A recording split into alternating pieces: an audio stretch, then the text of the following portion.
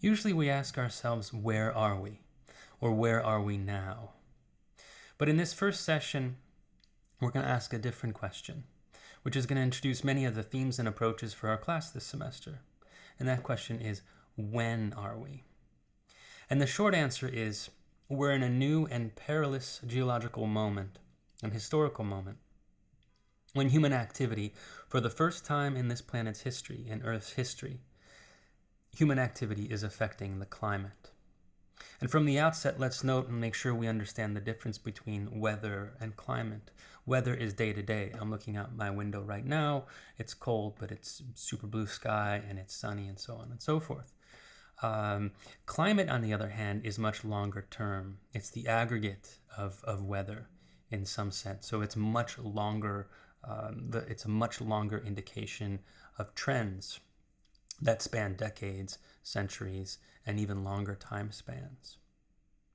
And so when we ask, when are we, what we're starting to see, and what we want to talk about today, is a convergence between human history and geological history, which work on very, very different time spans. So us as humans, we live, like within 100 years. Some of us actually live a little longer than 100 years. But that's more or less the time span of what it means to be human, at least in the 21st century. Human history has unfolded during what's called the Holocene, which we're going to talk a little bit more about today, which is only 11,700 years old, which might sound like a lot, like long, but when we compare that to geological time, it's a blip. It's almost nothing, because geological times encompass millions and even billions of years. So Earth, our planet, is roughly 4.4 billion years old. So at first, when we ask the question, when are we, it seems like we're dealing with two different things. We have human history on one side, which is on a much smaller time scale, a time scale that we can honestly get our heads around a little bit better, because we kind of know what a day and a year, maybe even what a century might be like relative to our understanding of time. And then on the other hand, we have geological history, which is so vast and so long and so broad. The universe itself is 13.7 billion years old. And again, Earth is roughly 4.4 billion years old. These are time scales that are very hard to wrap our minds around. It's very, very difficult to think about. And so for the longest time, at least since we've understood these time scales, they've been kept separate.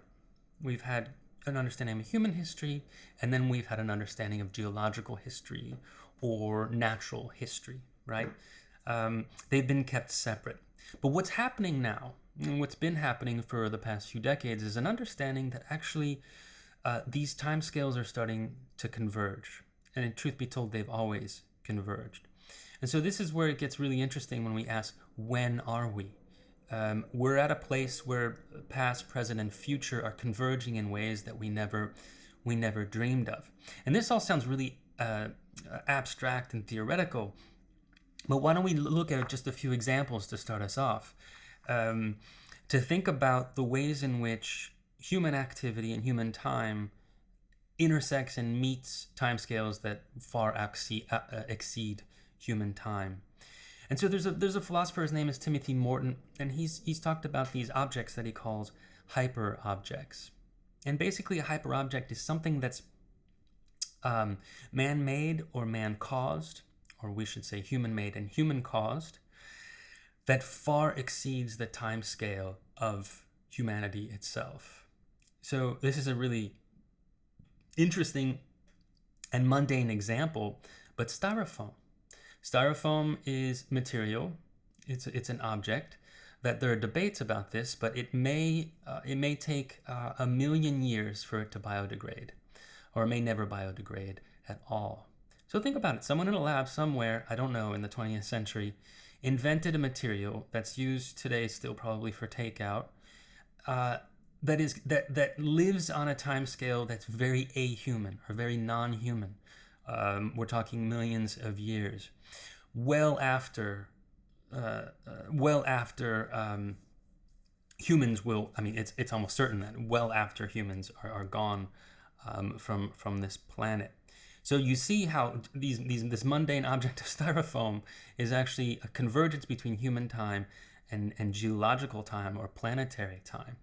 Another example, I mean, there are tons of examples, and we're going to meet these hyper objects throughout the semester, but another might be enriched uranium or plutonium. So radioactive elements that are going to take millions of years to decay.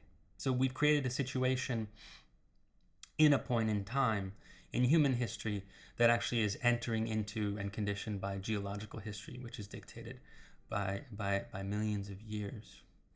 So, maybe this is not so, so compelling for us. It depends on your perspective, but, who cares? Other than pollution and styrofoam being littered everywhere, who cares if it's going to outlive us, right? Maybe that's just not that compelling of a thing. But the next example I'm going to give you is very compelling, and it's actually quite scary. I was reading about permafrost in one of the latest New Yorkers.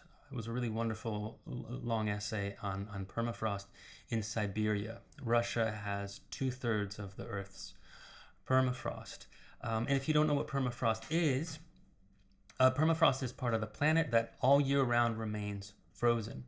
And the last ice age we had was roughly 11,000 years ago, so around the beginnings of the Holocene. And since then, there was warming. This planet warmed so that really all of human civilizations could unfold during this period. But there were some parts of the planet that remained permanently frozen, so hence permafrost, permanent frost. But the scary thing is that now scientists are finding that a lot of this permafrost isn't as permanent as we might once thought or would have hoped. And this is because of global warming. So because of global warming, a lot of this permafrost is starting to thaw. It's starting to melt, and it's made up of all this really old. Again, this is a convergence between human activity and planetary activity, very different times that are collapsing into each other. Very old organic matter, mammoths, other animals long extinct, plant matter, and so on and so forth. It's in there, and then it's been frozen for all this time. And so imagine like your freezer breaking down, and all of a sudden the stuff that used to be frozen in there, it starts to thaw. And what happens? Well, it starts to have all these chemical reactions, and it starts to release things, and it'll smell really bad in your apartment, depending what you have in your freezer. Well, that's exactly what's happening in some of these locations of permafrost on this planet, where it's not so much the smell that matters to us, and in fact, like some of these greenhouse gases don't smell, but it's the release of greenhouse gases, so mainly carbon dioxide and methane.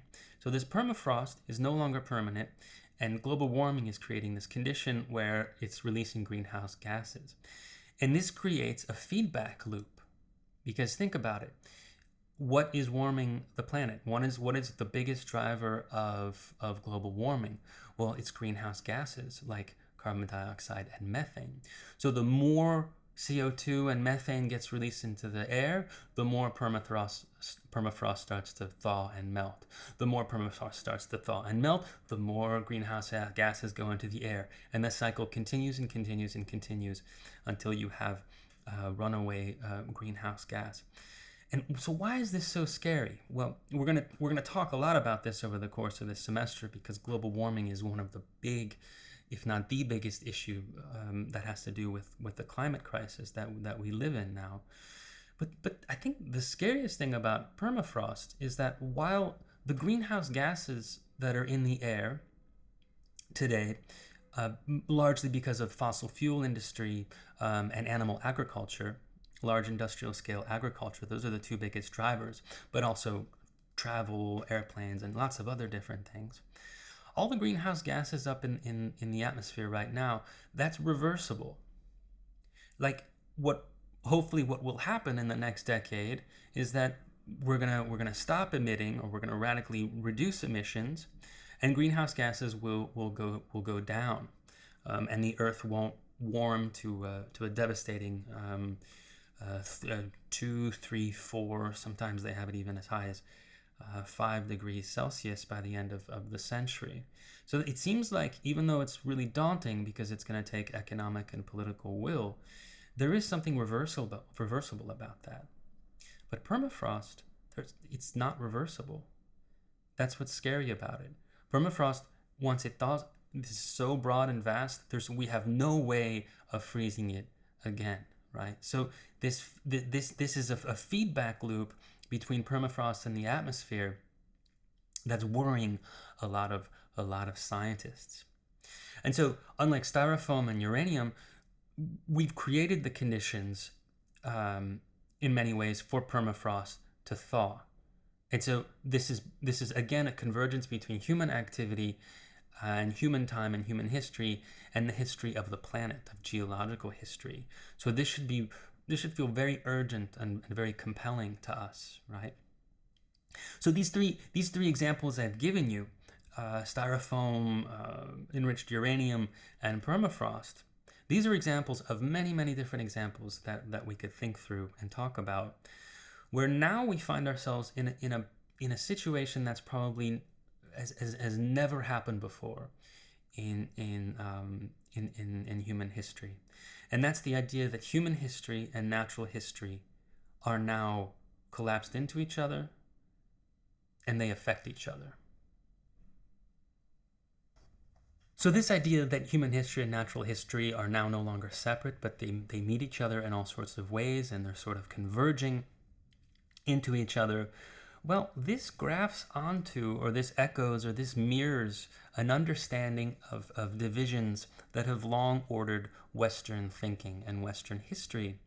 And that's the division between not only human history and natural history, but the division between nature and culture, which can also be described as a division between the civilized and the wild, or society and nature. Often this will then also mean Western and non-Western, and this is all very problematic, but the idea that you have Western civilization on one side and non-Western wildness or nature or uncivilization on the other. And then it also matches to the binary of man and woman, oftentimes in the history, in Western history. Man being on the side of culture, woman being on the side of nature. Again, another very problematic binary that we're going to critique all semester long. And even more fundamentally, this binary between culture and nature is also reflected in the binary of human and animal. So the idea that the human is a separate entity from animals, that the human is civilized and animals are wild. This is a binary that's no longer tenable, and it hasn't been tenable since Darwin, which we're going to talk about a little bit today. So all these binaries, that their fuel comes from this division between culture and nature. Well, I think you can see that this division between culture and nature, or society and nature, or society and the environment, what we just talked about at the beginning of this lecture shows that there is no separation, that they're entangled, that they meet, that they affect each other. And in fact, the reality of our condition, and it's probably always been the reality, is that society, culture, has been part of the planetary environment all along. It's been one continuum throughout all of human history. So the idea that somehow certain humans, and society is separate from nature, that's always been an illusion. And this is a very important thing, because we can't start thinking about the environmental crisis if we think that we're outside of it or we're separate from it and it's something that can just be managed. No, we're radically inside it, and there's no stepping outside of it, barring some crazy space travel somewhere, which we might end up talking about, especially in the geoengineering session. And so just to reinforce this idea of the binary between culture and nature, there was this really famous photograph by a photographer. Her name is Christy McClure. And her image of golfers playing in California, I think this was California, maybe it was Oregon. No, I think it's California. With these fires in the background, and they're playing as if nothing is going on. It was a really striking image. So on the one hand, it shows the idea of culture being separated from nature. Like the golf is part of culture. It's a human sport, and then these forest fires are just this force of nature in the background, and these golfers seem to be completely separated from it. Right? They're not even paying attention to it. Now that's an illusion, because of course this was taken as a snapshot, and she describes when she was there. She says, "Oh, they were all very aware of the fire in the background, and they were all very worried about it." So in some sense, this photograph does dual duty for us. As a snapshot, as this moment, it seems to show that there is a separation between culture and nature, but in reality, they were all really worried, really understood that the fire was this inflammatory backdrop for what they were playing that day, and there was no separation. And so in this course, the starting point for us is to think through these binaries and do away with them, and understand that human activity and natural activity is a continuum. It's one immanent space, all together, all entangled, all enmeshed. Because I think, again, this is the only way we're going to be able to understand and deal with the many climate crises that we're in. And so one way to start thinking about our topic for this semester is to think, well, when did this start? When did this breakdown of the binary between human history and natural history, or culture and nature, or society and the environment, when did it start to break down? I think one key place to start is with the term ecology. Now, I want to be very clear up front. I'm about to give you a quick rundown of the history of ecology as a Western term, as a Western science. But this is a very important thing for us that we're going to talk about all semester long. The ecological idea, the idea that we're all that we're entangled with nature, that human society and culture is always conditioned by and is conditioning nature and the environment, that there is no separation between human history and natural history. This is an idea that has a long-standing tradition in non-Western knowledges, in indigenous knowledges throughout the world. You can go Shintoism in Japan, you can go to animist traditions in Brazil, and all sorts of other places in the world, where this idea that the human was separate from the non-human, that culture is separate from nature. This is a binary that operates largely within Western history. But there are all sorts of ways in which we can find this idea in non-Western traditions. And what's called epistemologies. Epistemology means means knowledge, forms of knowledge. And so we're going to talk about ecology now, but restricted in the Western sense. And this is interesting because it means we start really in the 19th century, which means that Western thinkers and Western civilization came to this idea much later than other civilizations, right? So that's a really interesting thing to keep in mind. And this is one way in which we can decolonize our knowledge. Coming from, I'm now hooking up directly to the reading for this week,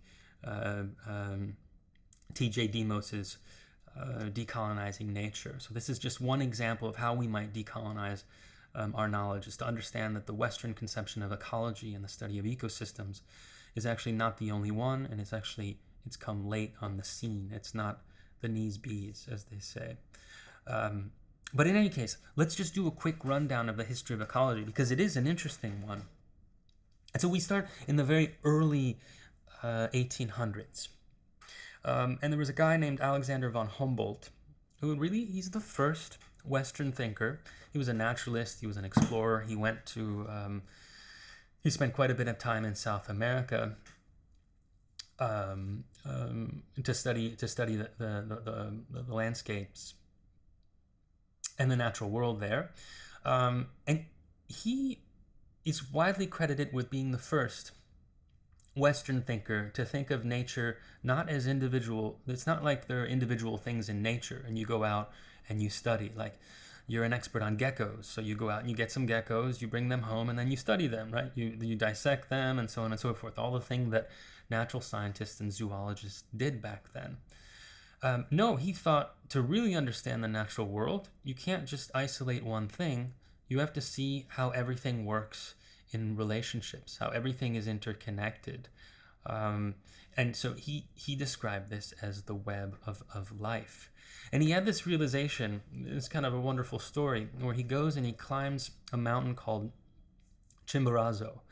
It's in Ecuador, and at the time it was thought to be the highest mountain in the world. So he really wanted to climb it. And he gets really, really high. And he's going up. He's noticing the changes in the ecosystems. He's noting the changes in non-human animal life, in plant life, in vegetation, in atmosphere. He's noticing all these conditions changing, and he gets up top, and he has this realization, maybe because he's so far up and he sees it all from a distance, he can kind of reflect. This is where he gets his epiphany. He says, all these things, the way in which life unfolds on this planet, it's all through this web of life. It's all through this interconnection between the organic and inorganic, and environmental phenomena of all kinds. And he says this applies to not only this mountain, but all the mountains in the world and the whole world itself. And so this has a really influential. This is an incredibly influential idea, and this is really the beginnings of the understanding of nature and ecology in the West that we still abide by. Like, we still, in some ways, the study of ecosystems is the study of relationships between animals, plants, and inorganic matter, right? So this is the beginnings of a really important idea in Western knowledge. Alexander von Humboldt is going to be a big influence on one of the most important thinkers in human history, and certainly in Western history, and that's Charles Darwin. So Darwin, as you may know, he's the one who fully articulates a theory of evolution. He does this when he's a young guy in his early 20s. He goes on this ship called the Beagle, travels all around the world. And what is he reading while he's on this Beagle? Who is he a huge fan of? Well, Alexander von Humboldt. And he's really influenced he's influenced by Humboldt's idea of this web of life, of everything being interconnected. And so this informs his ability to develop the idea of evolution, that there's a relationship between the environment and species, and that's the way in which forms of life have evolved and continue to evolve on this planet, that everything is entangled in this web of life. But in some ways, Darwin goes further, because he says, and we now know he's right through genetic sequencing. So, for example, we have 90% of our DNA is identical to chimpanzees, and we're really close to bonobos because we have a common ancestor not that long ago within evolutionary time. Darwin says, well, there's this interconnection not only in space and ecosystems, but also in time. All life forms are in some ways connected to each other. Oddly enough, without bacteria millions of years ago developing on this planet, life wouldn't have unfolded the way it has, and we likely wouldn't be here. And the same goes for plants. The same goes for fungi. If anybody has time, I highly recommend this movie, a documentary called Fantastic Fungi. It's very, very good. And fish and amphibians and birds, and then of course when you get really recent, we get into mammals, and we're mammals, and then primates, we're primates. And so with Darwin, there's this whole continuum of life on Earth, right? Which is a really powerful idea. And again, it does away with one of these key nature-culture binaries, which is the difference between human and animal, right? We now know that humans are a type of animal. We are a species. We're Homo sapiens, and we're related to. We have common ancestors with a number of animals that are very close to us that we've been able to communicate with, notably bonobos and chimpanzees. But those aren't the only ones. And so Darwin really does away with this binary between human and non-human animal. And this is why in class I'm often going to describe other animals as non-human animals, so that we get away from the idea that somehow humans are separate from other animals. Now, this doesn't mean that there isn't something unique about us. There is, but that uniqueness doesn't disqualify us or extricate us from life on Earth. We're nonetheless part of the continuum of life on Earth. So this is really, really important. Another thinker who was influenced by von Humboldt is Ernst Haeckel, and he's actually the person, the scientist, who will coin the term ecology, coming off of the work of Humboldt. So the idea that what it is to exist, what it is to live on this planet, to be a life form, is situated within an ecosystem, is situated within relationships of organic and inorganic matter. So in the West, this is revolutionary thinking. This is radical thinking that comes to us in the 19th century, which again will do away and start to break apart the binaries between nature and culture, between human and non-human, between society and the environment. And so these are very much the type of ideas that we need to be thinking through and working with when we talk about art in times of environmental crisis in this class. Okay, so this is all fine and good. We've gone through the history, a very short, quick history of the idea of ecology in Western thought from the 19th century basically to now. But in this class, we're going to think of ecology more broadly. When we do ecological thinking in this class, when we think ecologically, it won't be simply about certain ecosystems like the like the coral reef in Australia or the parts of the Amazon forest in Brazil. If you just think of those ecologically as ecosystems, but you don't hook up those ecosystems to the rest of what's happening on the planet, then you've limited your ecological thinking. In some ways, in this class, we're gonna think ecologically all the way through, which will mean that human activity and the environment, and really that everything on this planet is some ways interconnected and affecting each other. That's how we're gonna think ecologically. So this breakdown between human history and natural history is not simply like a scientific idea or a geological idea or just philosophical, but it's deeply political. Okay, this is one of the key ideas that we're going to be working through this semester. We're going to be doing a form of political ecology. Okay. And in your reading for this week, there's basically a really nice, short, pithy definition of what political ecology entails. So you'll see on page 7, I've just pulled it out for you, the quote. Demos tells us that the term political ecology acknowledges approaches to the environment that, although potentially divergent, like it's not all going to connect in the same way, nonetheless insist on environmental matters of concern as inextricable from social, political, and economic forces. So this is taking ecological thinking all the way through. This is the idea that ecosystems affect each other, that ecology is a set of interrelations, which will not only involve greenhouse gases and non-human activity, but also things that have to do with society and politics and the economy, that all these things are wrapped up and affecting each other. This is a key idea for our class this semester.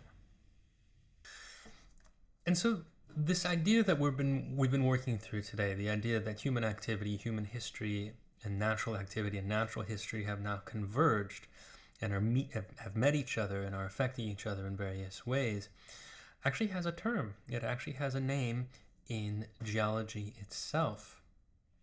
And that name is the Anthropocene. So the very name itself tells you and gives you an indication of this idea. Anthropos, anthro is human, right? That's the word for human. So Anthropocene is the idea that we've entered a new geological epoch where now human activity is a force on a planetary geological scale.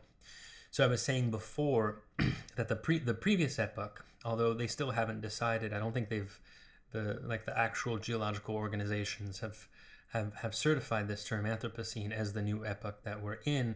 But a lot of people, a lot of geologists are using it, a lot of scientists are using it, a lot of environmental humanities people are using it, and artists and so on and so forth. So it's a really important term for us to know and learn.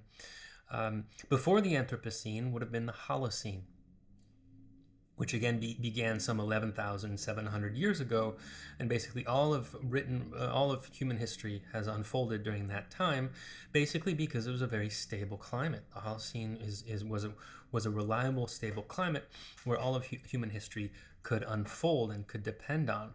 So the Anthropocene is now this new geological epoch where the things that humans are doing are a force on a geological scale, which means that human history has now entered into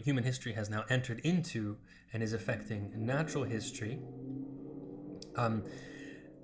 This is the new epoch that we live in, and it's creating all sorts of climate instability, including global warming, but then all of the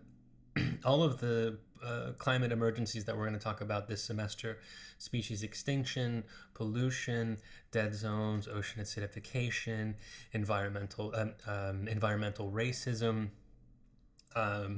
inequalities, and so on and so forth. All of these things are connected to this idea of the Anthropocene in many ways. So it was a term that was first made it into sort of public consciousness in 2000, when at a conference, an atmospheric chemist named Paul Crutzen, someone was talking about the Holocene. I think he was in the audience, and he yelled out, "No, we're not in the Holocene anymore. We're in the Anthropocene." And he actually got this term from a biologist, Eugene Stormer, who had coined the term a little while back. Though actually the term Anthropocene itself can be traced back to a Russian geologist named Alexei Pavlov, but no matter. So we know what the Anthropocene is. It's a new geological epoch where human activity is altering the Earth's history and the environmental composition of our planet. But when did the Anthropocene start? This is something that geologists and scientists debate, and it's really interesting. And so I'm going to give you the four moments in history that are most often thrown out as the beginnings or the origins of the Anthropocene. And what I want us to really focus on is equally these moments in times as a possible origin, but also to think through the ways in which it's already enmeshed in a political ecology, in the way in which these moments in time that may be the beginnings of the Anthropocene already inform or engage or entangled with questions that go well beyond simply, like nature or geology, but that they hook up on all sorts of social, political, and economic issues, even from long ago. So one of the first stopping points would be the very beginnings of the Holocene and then the Neolithic period, thousands of years ago. And the first moment where human beings and human societies started to become agrarian, settled down, and started domesticating plants, but also most consequentially animals. I say most consequentially because one of the biggest drivers of of our environmental crises, of global warming, of species extinction, of ocean acidification, of dead zones, of pollution, you name it, all the really terrible things that are happening in the present moment has been driven by large-scale intensive animal agriculture. So we're going to talk about this quite a bit when we get to our session on animals. But this, some geologists, some scientists argue, this is the first moment where human activity started to change the climate, started to have an impact on a geological scale, when humans first started to domesticate, and this is a term from science fiction, but terraform, to work with the earth, and work with an element in such a way that it actually affects the climate and the geological record. Another more recent, relatively speaking, moment is 1610. And so within the geological record, scientists have noticed that around the time of 1610, there's a noticeable uptake in carbon sequestration. This is the idea. This is not the idea. This is the reality of carbon dioxide being sequestered, being reabsorbed into the natural world, largely through trees, largely through vegetation, which you'll know from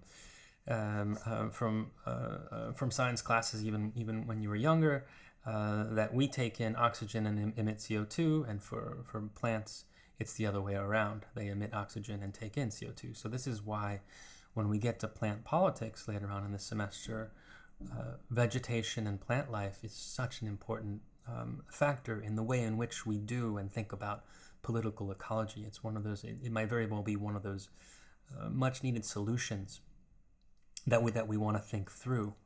And so around 1610, they in the record, in the geological record, they see this uptick of carbon sequestration, where there's less carbon in the atmosphere. And why is that? This is where we get to, again, the idea of political ecology. This is not simply a question of climate and CO2 and reforesting, but why was there this reforesting? Because of colonialism, because of indigenous communities in North America, but also South America, who, because of colonial conquest, to war and genocide, but also to disease, which were brought over by livestock, by the Spanish and the Portuguese early on. Indigenous populations, indigenous civilizations, and communities were decimated in North America and also South America, and this left a record in the climate record, because all the farming that they were doing, they were no longer doing, and so things got rewilded, and there was a noticeable uptake in sequestering carbon. So the date 1610 is a date within political ecology that again marries human history with natural history, but also marries the history of colonization with the history of environmentalism and the climate, right? This is a moment of genocide that leads to an altering of the climate record. So, which is founded in political domination, which is founded in racism, superiority of European values, and so on and so forth, right? So all these things that we're going to talk about this semester that has to do with environmental racism, and the history of colonization, and the need to decolonize, all these things are already in some ways part of our discussion here with 1610. So this is another date that's thrown out as a possible moment where the Anthropocene begins, where European colonization, insofar as their genocidal activities in the so-called New World, led to an altering of the climate. The the moment that's most often argued for, and the moment that's most often thought to be the beginnings of the Anthropocene, though, is much more recent, and that would be in the late 17th and 18th century, and this is the beginnings of the Industrial Revolution. And so this is the moment where we move towards steam, but then carbon, and then much more, and more recently, oil. So the idea of burning fossil fuels for energy, for industry, all of which made, along with the history of colonization, all of this made capitalism in the Anglo-European model possible.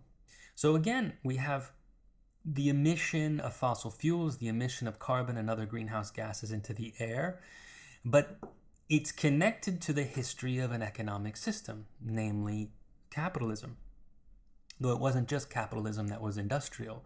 The Soviet Union, which was a communist country, was just as industrial as it was moving forward in its history in the 20th century, and was just as polluting and burned fossil fuels as they do today. Same thing with China, right? One of the biggest polluters on the planet today, along with the United States and other so-called developed countries.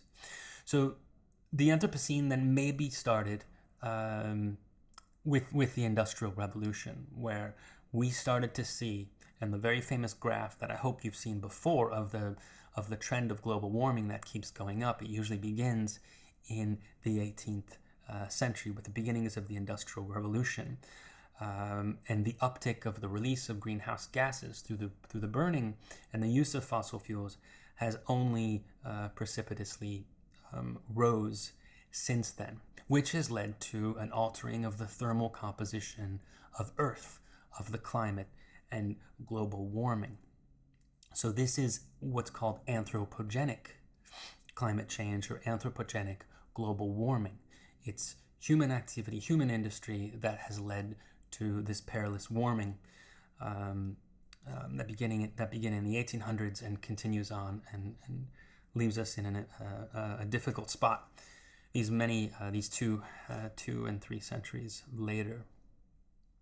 The other possible moment for when the Anthropocene starts actually has a much it can actually be traced down to the second of that day of July July 16th. Actually, that's a typo. It's July 16th, I think, July 16th, 1945, and this was the famous Trinity test, the first atomic bomb being detonated. And so, why is this sometimes talked about as the beginnings of the Anthropocene? Well, it's because this is the first moment where we have in the geological record, everywhere on the planet, beginning in 1945, there is nuclear residue. There's residue of radiation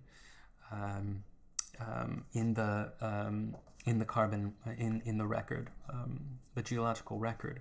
And so this is then thought to be the beginnings of the Anthropocene, because this is a human event, the harnessing of nuclear energy that then literally coated the whole planet, in the same ways that I think they just found microplastics in in Antarctica, in the same way that like microplastics are likely all spread throughout the whole planet.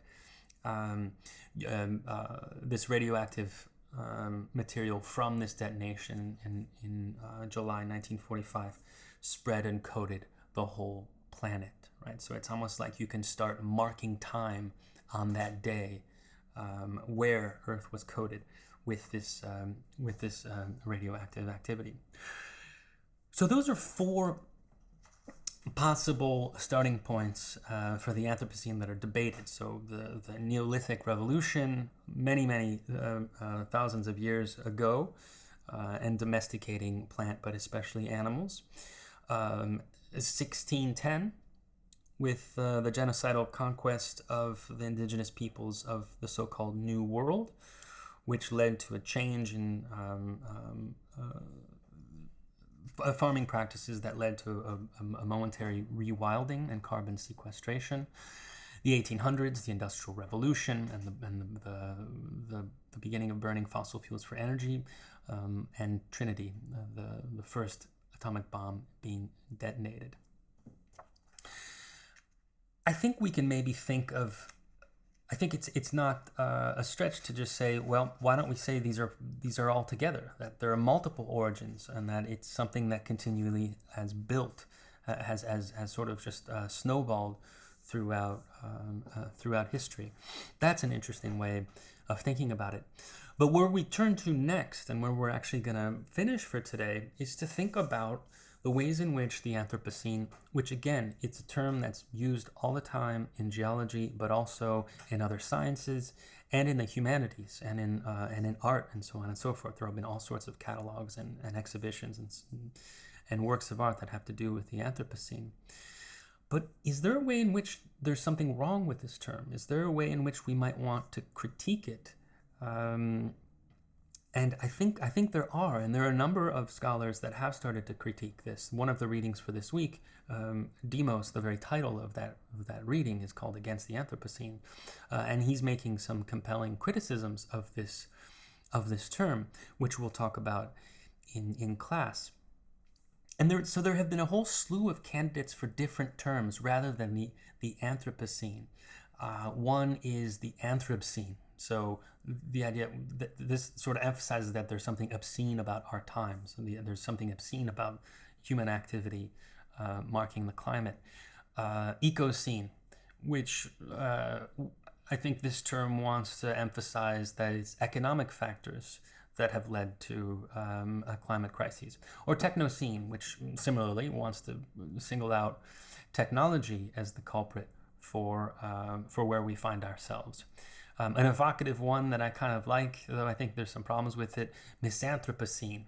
So misanthropy is a word that means hatred of humankind.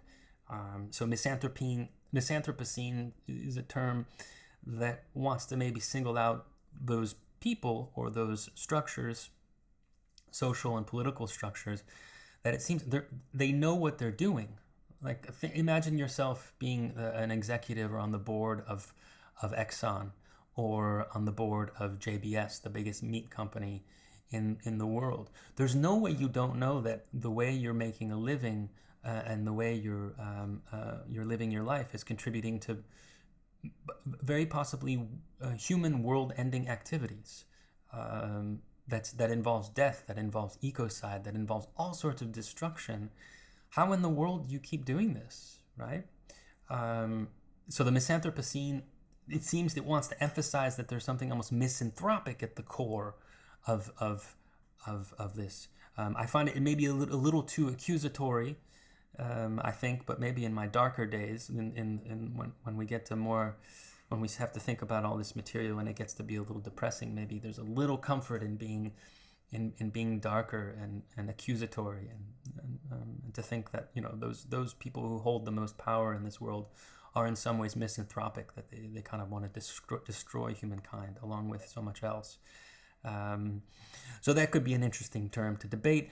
There's also Manthropocene, which emphasizes the idea that these destructive energies are actually, they could be essentially somehow male or patriarchal, which is interesting to think about. All these things we could talk about, but the one competing term with the Anthropocene, I think that's had the most purchase, the most staying power, is Capitalocene. Okay, so Capitalocene comes in. You replace anthropos, all of humanity, with capital, with capitalism, and it argues that it's capitalist activities, and especially those capital activities that are extractivist, like extracting coal, extracting fossil fuels, but also extracting human labor, precarious human labor, and also extracting the bodies of animals, right? That's a form of extraction for large-scale economic activity and gain for profit, right? The Anthropocene almost is a term that, and Demos makes this argument, it almost depoliticizes the environmental questions that we need to think about, whereas Capitalocene very much politicizes it, right? It starts to name the agents and the catalysts and those that are the most complicit in the Anthropocene by saying Capitalocene. And if you think about it, this makes sense because, think of yourself living on a small island nation like the Maldives. You are you are not an emitter of greenhouse gases at all. You are not at all responsible for global warming. And yet you're on the front lines of the effects of global warming, right? And in fact, some of these small island nations in the next few decades may very well not exist anymore. They're going to be flooded because of global warming and melting ice sheets and glaciers and so on and so forth. So if we point that out, we realize, well, wait a second. We can't say Anthropocene as if all humans are agents on a geological scale. No. There are certain humans, and I think there's some really crazy number, like 80 companies in the world are responsible for like an astronomical percentage of the greenhouse gas emissions. And so there's a real imbalance of complicity and who's responsible, right? So the Capitalocene really emphasizes this, that it's not all of humankind that's responsible. Us as individuals living in New York City, if you're like me, you're living modestly, you're not responsible in the same way that an Exxon or a BP executive or the executive of a major animal industrial company, or even someone that runs like United Airlines or American Airways or something like that, right? They're far more complicit and far more responsible for greenhouse gases and for climate emergencies, right? So Capitalocene is a term that really wants to emphasize this. So this will be something interesting for us to think through and talk about. And if we're talking about the Capitalocene, I think this is where we get to the periodization of our class, of when we're going to be working throughout this semester. And so I'm not going to stick to this because there might be works before 1988 that are interesting to talk about, and there certainly will be. But roughly speaking, we're going to be working from 1988, 1989 onwards. And this is for a really compelling reason, one that Naomi Klein, who I really encourage everyone to read, especially her book, This Changes Everything, which is really a really good book about the way in which climate politics has unfolded and what we need to be doing and thinking about now. She makes it's actually kind of a devastating observation about where we are now, and she focuses in on this specific date of 1988, I bring in 1989 as the other side of this equation. So right around this period, and she noticed something that's actually really kind of scary and sad. So 1988 is a key date in the history of climate politics. This is the day where the NASA scientist James Hansen testified to Congress and said, yes, the vast majority of scientists agree that anthropogenic global warming is real, right? And so it became part of public consciousness. It's almost like we live in this time, this post-88 time, where the idea of global warming and climate change is on our minds more and more. Right? So this was supposed to be then the moment where, okay, well, we better get our act together, right? If it's anthropogenic, if human activity is responsible for it, then let's stop doing that activity and move towards something new, like renewable energies, like solar and wind and so on and so forth. But what happens? At that very same time, you have the end of the Cold War, which was widely considered to be the victory of free market capitalism and democracy. And that's another conversation we should have. But it was widely understood that free market capitalism was now the best of all possible systems to run the world, and everyone is going to enter into a free market. So this is the beginnings of the global economic capitalist system, which, contrary to what James Hansen would have wanted and what we would have all have wanted, we didn't then move towards different forms of production. In fact, the types of production, the burning of fossil fuels and so much else, actually accelerated and became global, beginning with this moment. So Naomi Klein observes that at the very moment where global warming enters into public consciousness is the very moment where the globalization of deregulated capitalism really takes off, right? Which is where we are now, right? Which is where we are now. Although things have gotten even worse.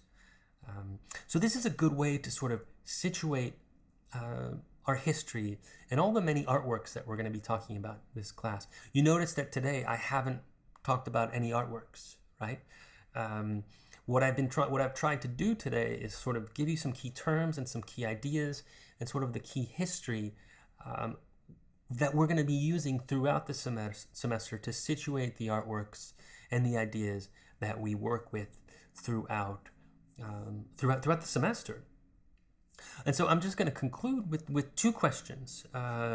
So something that you can write about, something that you can mull over, and certainly something that we're going to be talking about in class all semester long. These are sort of the $2 million questions for us. So how can art practices engage with all this? I mean, it's really overwhelming. And again, I'll say this continually, that when working with this material, it can become, it's exciting in some ways, because it feels like we're really dealing with some of the most urgent questions, in some ways maybe the most urgent questions in the history of humanity, right? But it can all feel really dire and massive, and sometimes on the worst days, hopeless and depressing, which is something I think we do have to go there to be realistic, but we also have to then try to find hope and try to find moments of resistance and possibilities that can turn things around. But so how can artists engage with all this, since it's so huge? What can art do? In what ways can art be effective? In what ways can art situate itself within activism, within the climate struggle that we find ourselves in? And maybe not only the visual arts, like in museums and galleries or public art, but also film. So I'm thinking of the movie. I'm sure a number of you have seen it. If not, I recommend seeing it, because I'm sure it's going to be something we talk about quite a bit throughout the semester. It might come up here and there. Is the film Don't Look Up, right? Which is very much about the political ecology, of political ecology in the way we've defined it today. So if you haven't seen it, check out Don't Look Up. It's on Netflix, I believe, but maybe you can rent it. I don't know, but it's on Netflix. An interesting movie that we can talk about all semester long. And then the other question, which is related, is how can the study of art history and the study of visual culture more broadly, like what we're doing in this class, how can that sort of meet the demands of these emergencies and climate crises that we're faced with? That's another really interesting question, and it's a question that we're going to be mulling over, dealing with, and trying to think through all semester long, so that hopefully this isn't just a class about learning about all these things, but maybe we can pick up some strategies, and think up of new ways and be imaginative about trying to make things a little bit better.